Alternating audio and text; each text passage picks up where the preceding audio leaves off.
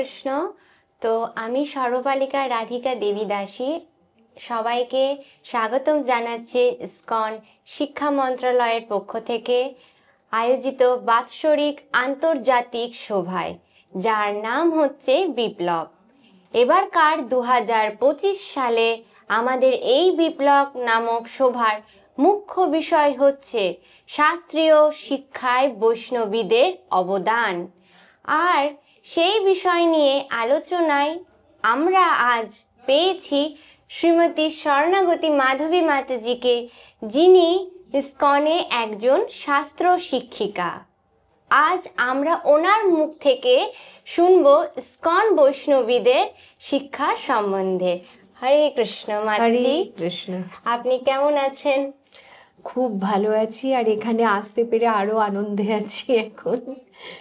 তো মাতাজি, আপনি প্রথমে আপনার সম্বন্ধে একটু আমরা কিছু শুনতে চাইবো।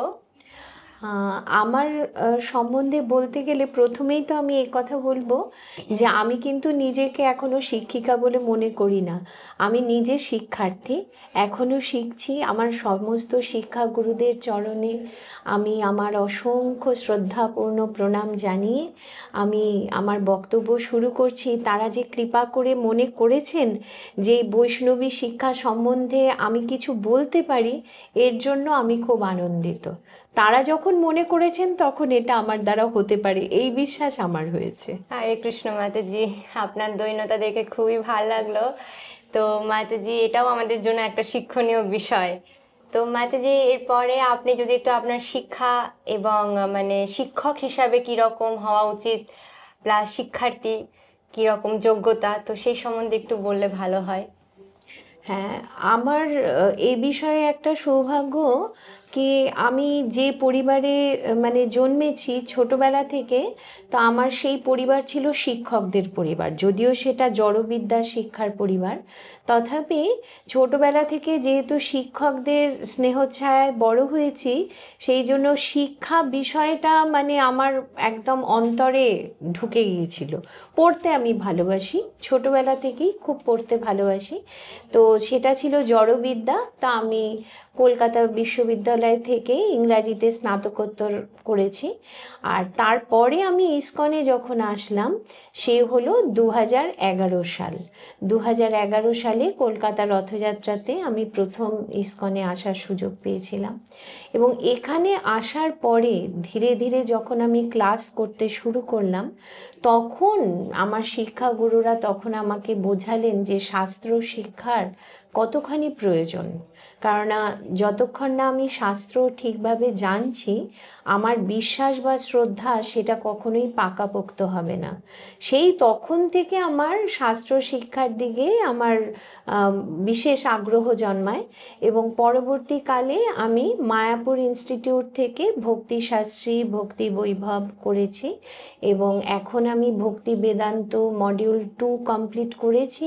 মডিউল 3 করার জন্য আমি এখন উৎসাহের তাকিয়ে আছি। আর প্রশিক্ষণ যে কোর্স, সেটা করেছি আমি এখানে পরতত্ত্ব চতুষ্পাঠী থেকে, আমার শ্রদ্ধেয় শিক্ষক পদ্মমুখ নিগমাই প্রভুর কাছ থেকে। তো তিনি আমাকে TTC 1, TTC 2 এবং BSTTC শিক্ষা দিয়েছেন কিভাবে পড়াতে হবে। তো সেই শিক্ষা আমি এখানে পেয়েছি। আর শিক্ষার্থী হিসেবে যতটুকু শিখেছি আর শিক্ষক জীবন যতটুকু আমার হয়েছে, তার মধ্যে মূল মন্ত্র আমি এটাই বুঝেছি যে একজন ভালো শিক্ষক হতে হলে তাকে প্রথমে একজন ভালো শিক্ষার্থী হতে হবে। হ্যাঁ, প্রতি মুহূর্তে, কেননা ক্লাসে কোনো স্টুডেন্ট হয়তো কোনো লাইন স্কিপও করে যেতে পারে, নাও পড়তে পারে, কিন্তু একজন শিক্ষকের প্রত্যেকটি লাইন এবং তার অন্তর্নিহিত অর্থ ঠিকভাবে তিনি যদি নিজে না উপলব্ধি করেন, তাহলে কখনোই তিনি তার ছাত্রকে বা শিক্ষার্থীকে উপলব্ধি করাতে পারবেন না। এটা আদর্শ শিক্ষক হওয়ার মূল মন্ত্র বলে আমার মনে হয়। থ্যাংক ইউ, ধন্যবাদ মাতাজি। অবশ্যই আমাদের সব শিক্ষার্থীদের এরকমভাবেই চলা উচিত। এত সুন্দর আপনার মতন শিক্ষকের সঙ্গে পদাঙ্ক অনুসরণ করা। আর আপনি যে পয়েন্টটা বললেন যে একজন ভালো শিক্ষক হতে গেলে প্রথমেই ভালো একজন শিক্ষার্থী হতে হবে। তো আমাদের সেকেন্ড যেটা বিষয়ে আলোচনা করতে চাই সেটা হচ্ছে মাতাজি, আপনি ইসকনে একজন আদর্শ শিক্ষিকা হিসাবে আপনি কিভাবে এই মানে এই পদে এলেন? প্রথমত তো আমি যে কথা বললাম, শিক্ষিকা বলে নিজেকে আমি মনেই করি না, আমি একজন শিক্ষার্থী। আর শিক্ষিকা হিসেবে বলতে আমার যারা শিক্ষাগুরু, যেমন মায়াপুর ইনস্টিটিউটে আমি পেয়েছি শ্রীপাদ তারককৃষ্ণরাম দাস প্রভুকে, আমি তার কাছেই ভক্তিশাস্ত্রী, ভক্তি বৈভব, ভক্তি বেদান্ত করছি। আর তারপর পদ্মমুখ নিমাই প্রভুকে, আমাদের পদ্মনয়ন প্রভুকে, এদেরকে আমি দেখেছি যে শিক্ষক হতে গেলে পরে কীরকম উচ্চতায় তাদের শাস্ত্র শিক্ষা উপলব্ধি এগুলোকে নিয়ে যেতে হয়। তা আমরা তো সেই পর্যায়ে এখনো যেতেই পারিনি, প্রতি মুহূর্তে আমরা তাদের কাছ থেকে শিখছি, শুধুই শিখছি যে শিক্ষক হতে গেলে পরে কিভাবে নিজেকে পড়তে হবে, অধ্যয়ন করতে হবে। আমি এদের যাদের নাম বললাম এদের তিনজনকেই আমি দেখি এরা সারাক্ষণ অধ্যয়ন করছেন। আমি তো অত অধ্যয়ন করতে পারিই না, কিন্তু তথাপি চেষ্টা করি যেভাবে ওনারা আমাকে শিখিয়েছেন আমি যেন সেইভাবে অনুসরণ করে অধ্যয়ন করে আমি যেন অগ্রসর হতে পারি, এইটুকু আমি বলতে পারি। অবশ্যই, তাহলে আমাদের গ্রন্থ অধ্যয়ন করাটা কম্পালসারি একদম। অবশ্যই, প্রভুপাদ স্বয়ং বলেছেন বুকস আর দ্য বেসিস। হ্যাঁ, যতক্ষণ না আমরা শাস্ত্র অধ্যয়ন করব ততক্ষণ পর্যন্ত শাস্ত্র সিদ্ধান্ত বোঝার ক্ষমতা আমাদের হবে না। যেমন কেউ আমাকে কিছু বলে দিল তোমাকে এটা করতে হবে, তো সেটা হয়তো প্রথমে আমি অত্যন্ত উৎসাহ নিয়ে করব, কিন্তু ধীরে ধীরে কি হবে, উৎসাহটা কমতে থাকবে। কিন্তু যদি আমি নিজে জানতে পারি যে কেন শাস্ত্রে বলা হয়েছে আমাকে সেই বিষয়টা করার জন্য, তখন আমার মনের মধ্যে সেই বিশ্বাস আর শ্রদ্ধাটা এমনভাবে প্রথিত হয়ে যাবে যে সেটা করতে আমার কোনোদিন আর ভুল হবে না। অবশ্যই। তো মাতাজি, শিল প্রভুপাদ আমাদের জন্য যে শিক্ষা ব্যবস্থা করে গেছেন, একটা আধ্যাত্মিক শিক্ষা ব্যবস্থা, সেই পথে আপনার কিরকম যাত্রা? প্রভুপাদ আমাদের জন্য যেভাবে শাস্ত্র শিক্ষা এবং ব্যবহারিক শিক্ষা, আচরণগত শিক্ষা, দুই দিক থেকেই আমাদের যেভাবে শিক্ষিত করার চেষ্টা তিনি করেছেন, প্রয়াস, আমাদের সেই সকালে মঙ্গলারতির থেকে শুরু করে রাত্রে 8:30 পর্যন্ত মন্দিরে, এবং প্রতিদিন শ্রীমদ্ ভাগবতম অধ্যয়ন পাঠ এবং শ্রীমদ্ ভাগবত গীতা সন্ধ্যায়, ইসকনের যত মন্দির আছে সারা পৃথিবীতে সব জায়গায় এই নিয়ম হয়ে চলেছে। তার মধ্যে মধ্যে আরতি, তার মধ্যে কীর্তন, নৃত্য, হ্যাঁ, এই সমস্ত কিছুর মধ্যে আমরা আনন্দে ভক্তি করে চলেছি। হ্যাঁ, তো এই নিয়মটা খুব দরকার, শিক্ষা দুদিক থেকেই দরকার। শাস্ত্র শিক্ষাটা যেমন অধ্যয়নগত শিক্ষা, কিন্তু যতক্ষণ না আমরা সেবার সঙ্গে যুক্ত হব ততক্ষণ পর্যন্ত সেই শিক্ষাটা শুধুমাত্র আক্ষরিক রয়ে যাবে। আর যখন আমরা সেই আক্ষরিক শিক্ষাটাকে আমরা আমাদের সেবায় নিয়োগ না করব ততদিন পর্যন্ত সেই শিক্ষাটা প্র্যাকটিক্যালিটি মানে ব্যবহারিকগতভাবে হবে না। আর যতক্ষণ না এই কথা আমরা শাস্ত্রে পড়ছি যে শুধু শাস্ত্র অধ্যয়ন করলেই হবে না, আমি যতক্ষণ না ভক্তিমূলক সেবাতে সেই শাস্ত্র জ্ঞানটাকে আমি কাজে লাগাবো, প্রয়োগ করব, ততক্ষণ পর্যন্ত শিক্ষা কখনো সম্পূর্ণ হবে না, না ভক্তি কখনো সঠিকভাবে হবে। তো সেই জন্য দুই রকম শিক্ষারই ব্যবস্থা প্রভুপাদ করে দিয়ে গেছেন। হ্যাঁ, ব্যবহারিক শিক্ষা তো হলো, আর শাস্ত্রীয় শিক্ষার জন্য প্রভুপাদ, আমি শুনেছি গুরু মহারাজ একবার বলেছিলেন যে 1970 সালে সম্ভবত প্রভুপাদ প্রথম ভক্তিশাস্ত্রী শিক্ষা পাঠ্যক্রম তিনি প্রচলন করেছিলেন। আর তারপর থেকে তিনি যেভাবে আমাদের ভক্তিশাস্ত্রী, যেখানে আমাদের ভগবদ্গীতা, শ্রী ঈশোপনিষদ, শ্রী উপদেশামৃত এবং ভক্তিরসামৃত সিন্ধু, ভক্তির প্রথম যে 4টি বেসিক আর কি মৌলিক উপাদান, সেগুলি আমাদের শিক্ষা দেওয়া হয়। তারপরে শ্রীমদ্ ভাগবতম শুরু হচ্ছে, ভক্তি বৈভব পাঠ্যক্রম প্রভুপাদ করেছেন। শ্রীমদ্ ভাগবতমের ভক্তি বৈভব মডিউল 1, মডিউল 2, ভক্তি বৈভবে আমরা শ্রীমদ্ ভাগবতমের প্রথম 3টে স্কন্ধ পড়ি মডিউল 1, এবং তারপরে 6th ক্যান্টো পর্যন্ত আমরা মডিউল 2, তারপর ভক্তি বেদান্ত, সেখানে আমরা ভাগবতমের বাকি দ্বাদশ স্কন্ধ পর্যন্ত আমরা পড়ছি। তারপরে ভক্তি সার্বভৌম, যেখানে চৈতন্য চরিতামৃত পাঠ অধ্যয়ন করা হয়। তো এইভাবে প্রভুপাদ শিক্ষাটাকে ক্রমিক পর্যায়ে নিয়ে গেছেন, যে বারবার তিনি বলেছেন যে ভগবদ গীতাকে ভিত্তি করে আমাদের শিক্ষাকে এগোতে হবে। ভগবদ গীতার জ্ঞান, যার প্রাথমিক জ্ঞানের ভিত্তি যার যত বেশি জোরালো হবে, দৃঢ় হবে, তার পক্ষে অন্যান্য শাস্ত্র গ্রন্থগুলো অধ্যয়ন এবং উপলব্ধি করতে ততটাই সহজ হবে। যে কারণে তিনি একেবারে ক্রমিকভাবে, যে ভগবদ গীতা প্রথমে যেখানে আমরা ভক্তি সম্বন্ধে পড়ছি, জ্ঞান কর্ম সমস্ত যোগগুলো, তারপরে ভক্তি রসামৃত সিন্ধু যেটা কিনা ভক্তির গ্রামার, হ্যাঁ, সেখানে পড়ছি।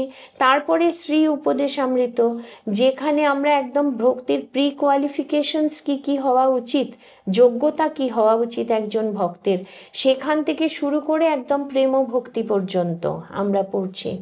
তারপরে শ্রী ঈশোপনিষদ, যে আমাদের এই বর্তমান সমাজ জীবনের সঙ্গে কিভাবে আমরা ভক্তির যে আচরণ সেগুলোকে ঠিকভাবে করে, আজ যে পরিমাণ ফ্রাস্ট্রেশন ডিপ্রেশন সমাজে দেখা যাচ্ছে, সেটাকে কেমন করে আমরা কমব্যাট করতে পারি, প্রতিরোধ করতে পারি, হ্যাঁ, সেইটা ঈশোপনিষদ আমাদেরকে সেই ব্যবহারিক জ্ঞান সেখানে দিচ্ছে।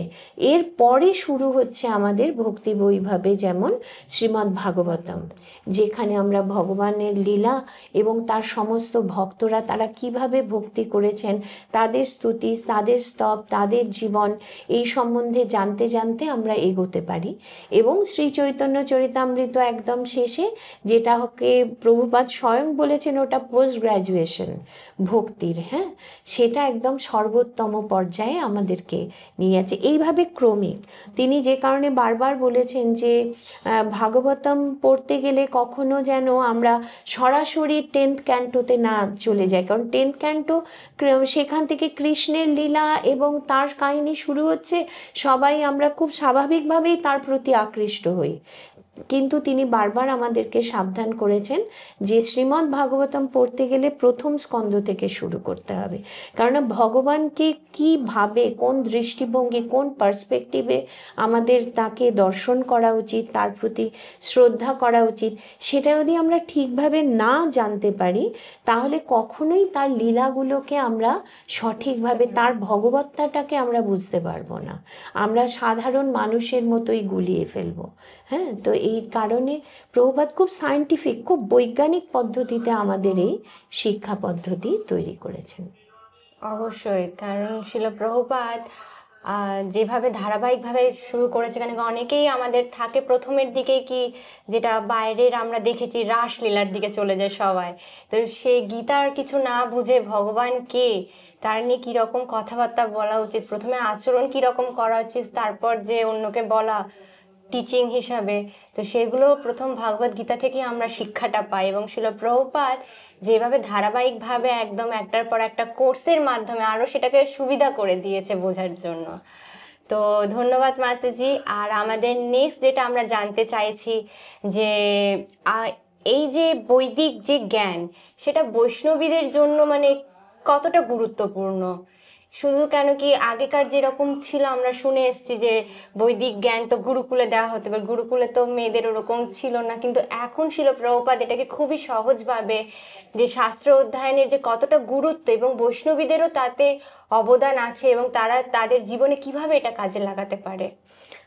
মূলত কিন্তু সমাজে মহিলাদের শাস্ত্র জ্ঞান আগে ছিল না, আমাদের এই ধারণাটা কিন্তু ভুল।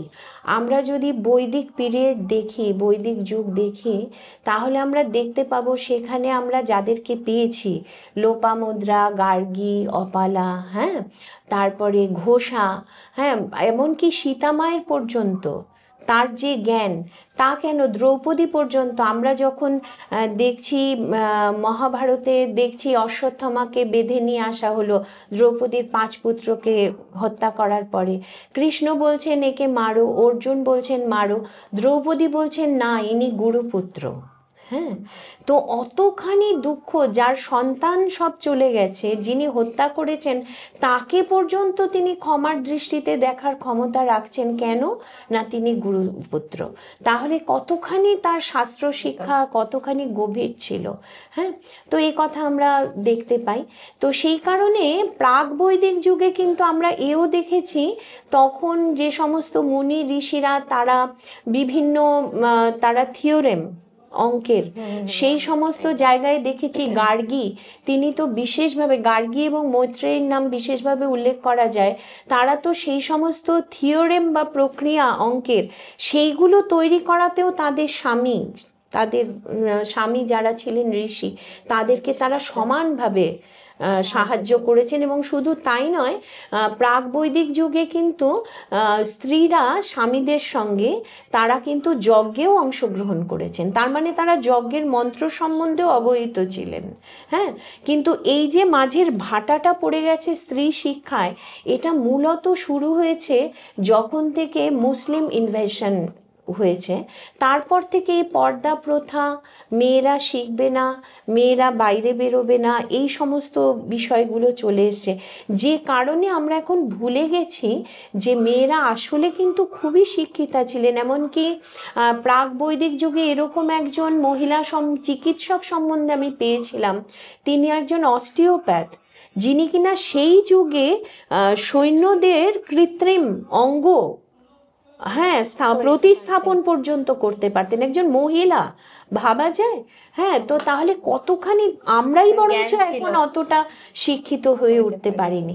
তো আমরা অত্যন্ত ভাগ্যবান যে সেই বৈদিক বর্ণাশ্রমের সেই প্রথা, সেই যুগের সেই স্ত্রী শিক্ষার সেই যুগ প্রভুপাদ আবার চেয়েছেন যে তার মেয়েরা যেন আবার সেই রকম শিক্ষিত হয়ে ওঠে।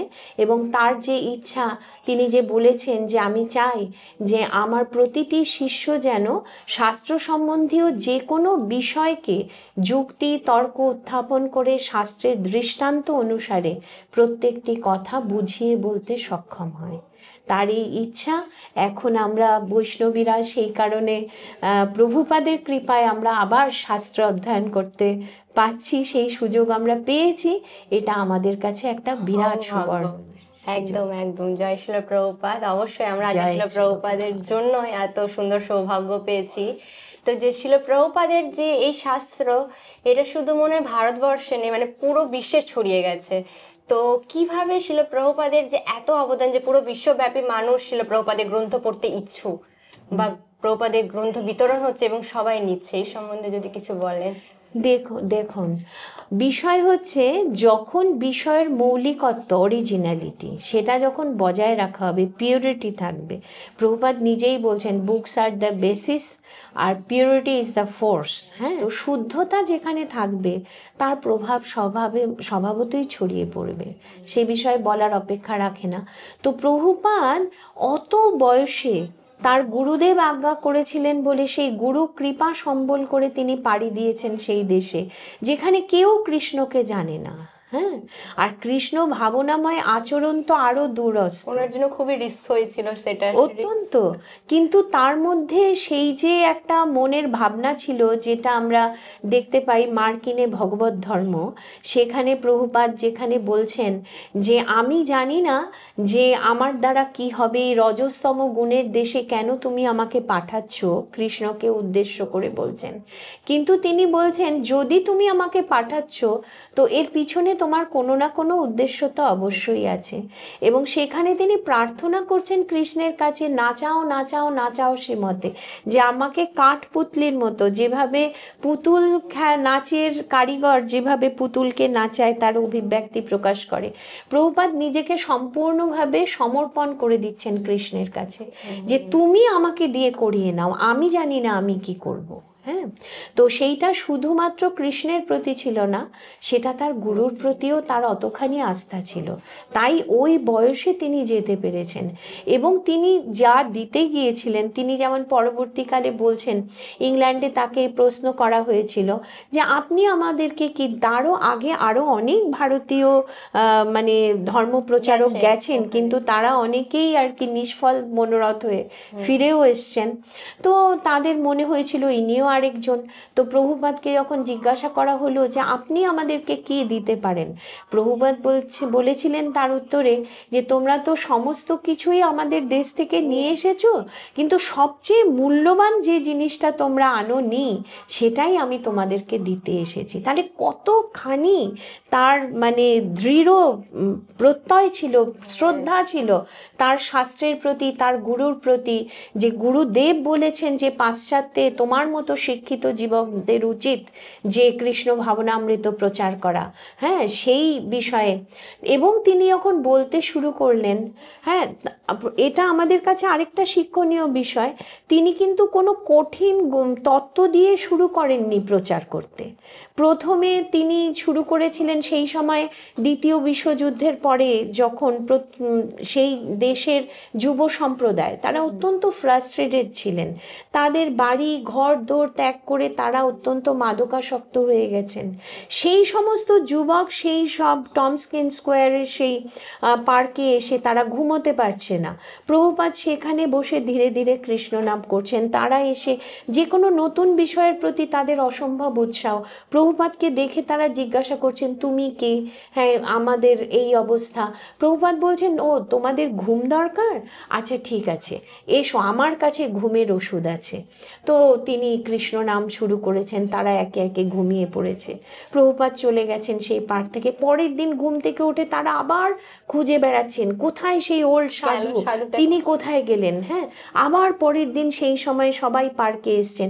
এইভাবে ধীরে ধীরে ধীরে ধীরে তাদের যে অভাবগুলো ছিল সেগুলোকে প্রভুপাদ একে একে পূরণ করেছেন। তারপরেও সাপ্তাহিক ক্লাসে তিনি ওই বয়সে একা অত জনের জন্য তিনি রান্না করেছেন। হ্যাঁ, যাকে পান্তুয়া, যাকে বলা হয় ইসকন বুলেট, সেইটা তো এত মানে জনপ্রিয় হয়ে গিয়েছিল। সবাই সেই ঘর ছাড়া সেই ছেলেগুলো সবাই এসে জড়ো হতো প্রভুপাদের কাছে। প্রথমত তো কৃষ্ণ প্রসাদের আকর্ষণে তারা আকৃষ্ট হয়েছিল, তারপরে ধীরে ধীরে তারা শিখেছিল। আমি এক জায়গায় পড়েছিলাম যমুনা মাতাজি, যিনি প্রভুপাদের সেবা দীর্ঘদিন করেছেন এবং একজন আদর্শ বৈষ্ণবী, তিনি বলেছিলেন যে আমি যখন প্রথম প্রভুপাদের কাছে গেছিলাম তখন আমি সিগারেট খেতাম। তো প্রভুপাদ আমাকে কিচেনে ঢুকতে দিয়েছেন, কিন্তু বকেননি একবারও, খালি বলছেন যতক্ষণ রান্না করবে তখন ওইটা বাইরে রেখে এসো। হ্যাঁ, এত সুন্দর করে তিনি বলেছেন, আমি তো কোনো জানতামই না।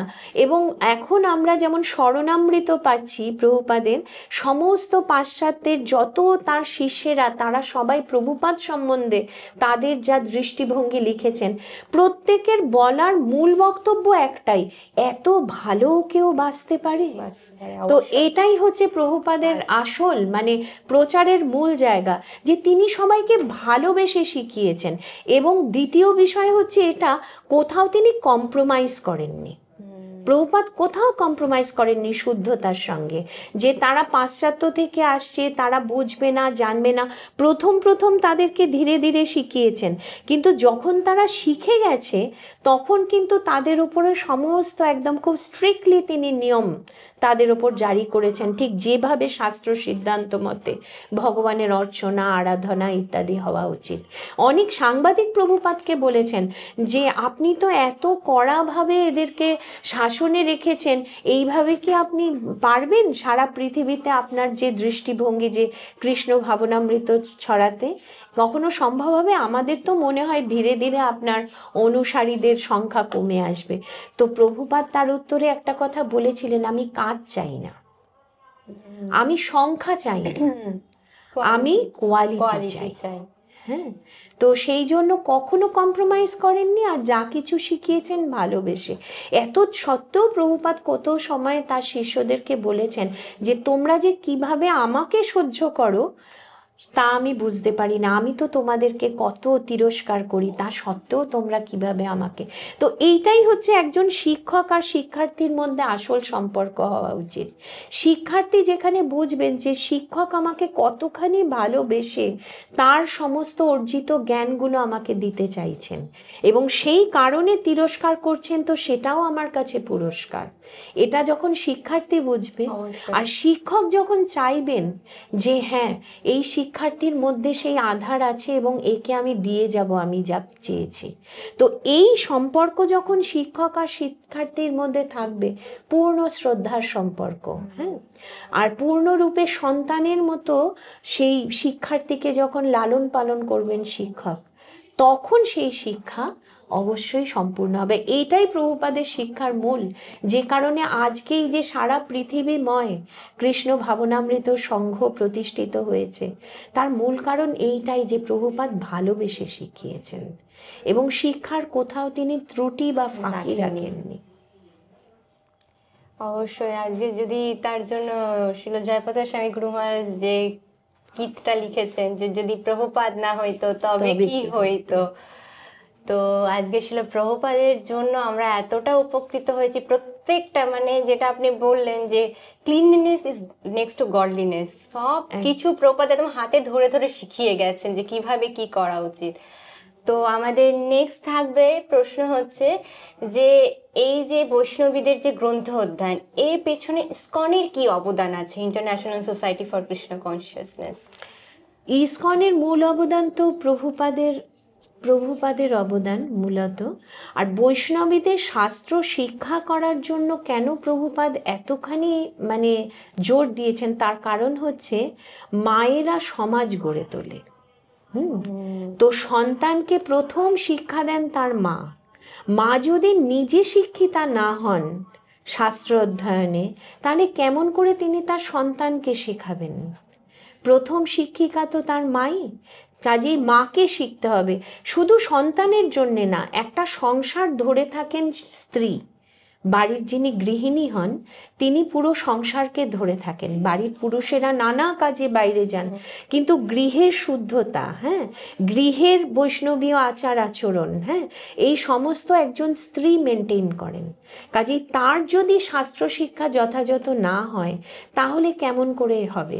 আর সে কথাও, এটা আমি গৃহিণীদের কথা বললাম, কিন্তু একজন মেয়ে কন্যা, প্রভুপাদ যেমন বলেছেন যে প্রত্যেক মেয়ের বিবাহ করা অত্যন্ত জরুরি। হ্যাঁ, তো প্রত্যেকটি মেয়ে সে বিয়ে হয়ে নিজের সংসার থেকে অন্য সংসারে যাবে, তো তাকেও যে সেই শিক্ষাটা যে অন্য সংসারে গিয়ে কিভাবে সে সেই সংসারে গিয়ে মানিয়ে নেবে তার সব কিছু ছেড়ে, সেই শিক্ষাটাও কিন্তু তাকে তার মাই দেন। অবশ্যই। তো সেই ক্ষেত্রে স্ত্রী শিক্ষা এবং শাস্ত্র বিষয়ে স্ত্রী শিক্ষা অত্যন্ত প্রয়োজনীয়। অবশ্যই, যে মানে তার প্রথম শিক্ষাই শুরু হয়, সব কিছুর শিক্ষাই তার মানে হাতে খড়ি থেকে পুরো তার মাই তাকে ছোটবেলা থেকে একদম শিক্ষা দেয়। তো এই জন্য অবশ্যই আমাদের মাতাজিদের প্রভুপাদের গ্রন্থ অধ্যয়ন এবং অন্যান্য শিক্ষাগুলো নেওয়া উচিত। তো মাতাজি আর একটা হচ্ছে যে শিল প্রভুপাদের যে রচনা, এই সম্বন্ধে যে ওনার যে গ্রন্থ অধ্যয়ন করার যে যা যা উনি গ্রন্থ লিখে গেছেন, সেগুলোর ইসকনের ভবিষ্যতের লক্ষ্য কি, এই সম্বন্ধে গ্রন্থের যে একটা ভবিষ্যৎ সম্বন্ধে যেটা আপনি বললেন, ইউথদের ক্ষেত্রে যারা আমাদের ভবিষ্যৎ, তাদের কি জন্য কি লক্ষ্য, তাদের উদ্দেশ্যে কি বলতে চেয়েছেন ছিল প্রভুপাদের এই গ্রন্থ? প্রভুপাদ তার গ্রন্থে, প্রথম কথা হচ্ছে প্রভুপাদের গ্রন্থের সবচাইতে অন্যতম বৈশিষ্ট্য বা সর্বশ্রেষ্ঠ বৈশিষ্ট্য হচ্ছে সাবলীলতা এবং সহজতা। হ্যাঁ, আমরা অন্যান্য বিভিন্ন ভাষ্য পড়ে থাকতে পারি, গীতার ভাষ্য, ভাগবতমের ভাষ্য অনেক কঠিন লাগে। হ্যাঁ, প্রভুপাদ এত সহজভাবে তিনি এই ভাষ্য মানে তার যে তাৎপর্যগুলো তিনি দিয়েছেন, যেগুলো বোঝা আমাদের পক্ষে খুব সহজ। আচ্ছা, শাস্ত্রীয় যে তাৎপর্য তিনি দিয়েছেন তার দুটো ভাগ আছে। প্রত্যেকটা তাৎপর্য আমি যতটুকু পড়েছি জেনেছি আমার মনে হয়েছে দুটো ভাগ আছে। একটা হচ্ছে একদম শুদ্ধ শাস্ত্রীয় সিদ্ধান্ত, আর আরেকটা ভাগ হচ্ছে বর্তমান সামাজিক পরিস্থিতিতে সেই শাস্ত্র সিদ্ধান্ত আমরা কিভাবে প্রয়োগ করব, যেটাকে আমরা প্রভুপাদের মুড অ্যান্ড মিশন বলি। তো সেই জন্য শাস্ত্রটাকে শুধু শাস্ত্রের জায়গাতেই তিনি রেখে দেননি, সেটাকে বর্তমান সমাজে কিভাবে যথার্থভাবে প্রয়োগ করে আমরা আমাদের জীবনে সহজভাবে চলতে পারবো সেই জায়গাটাতে নিয়ে এসছেন। তো ইউথ ইউথ হচ্ছে আমাদের দেশের ভবিষ্যৎ, তাই না?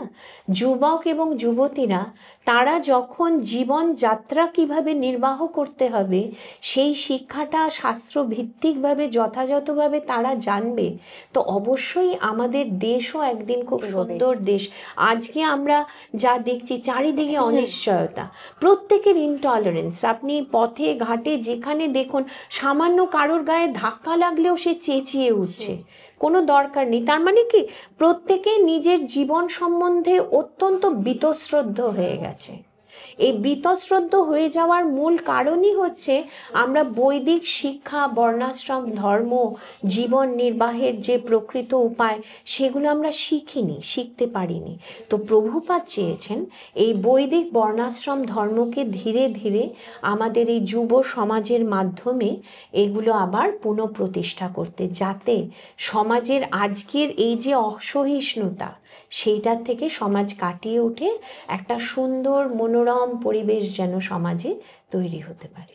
হরি বল, অনেক ধন্যবাদ মাতাজি। তো আমরা দেখলাম যে আমাদের ইউথদের জন্য এটা আমাদের খুবই শিক্ষণীয় বিষয়, কেন কি অনেকের মানে ভাবনা থাকে, মতবাদ থাকে, যখনই প্রচারের এরকম বেরোনো হয় গ্রন্থ নিয়ে, তখন বলে না না না না, এখন তো এটা পড়াশুনোর সময়, এইসব এখন, কিংবা টাকা ইনকামের সময়, এই গ্রন্থ নিয়ে কি করব, ও থাকবেন ওই ঠাকুমা দাদুরা, হ্যাঁ আছে আছে। কিন্তু আপনি যেভাবে আমাদেরকে বোঝালেন যে গ্রন্থ অধ্যয়নের কি দরকার, কি প্রয়োজনীয়তা, এবং তার সাথে ওটাকে প্রয়োগ পার্সোনাল লাইফে, প্লাস ওটাকে অ্যাপ্লাই বাইরের জগতে কিভাবে অ্যাপ্লাই করতে হয়, তো সেই জন্য অনেক ধন্যবাদ মাতাজি আমাকে সময় দেওয়ার জন্য, এবং আমাদের সবাইকে এই মানে সুখবর যে শিল প্রভুপাদের গ্রন্থের যে কি প্রয়োজনীয়তা, শিল প্রভুপাদ এত কষ্ট করে এত বড় একটা মানে একটা বলতে পারি আমরা একটা ট্রেজার দিয়ে গেছেন আমাদেরকে। অনেক ধন্যবাদ মাতাজি। জয় শিল প্রভুপাদ। হরে হরে কৃষ্ণ সবাইকে। হরে কৃষ্ণ।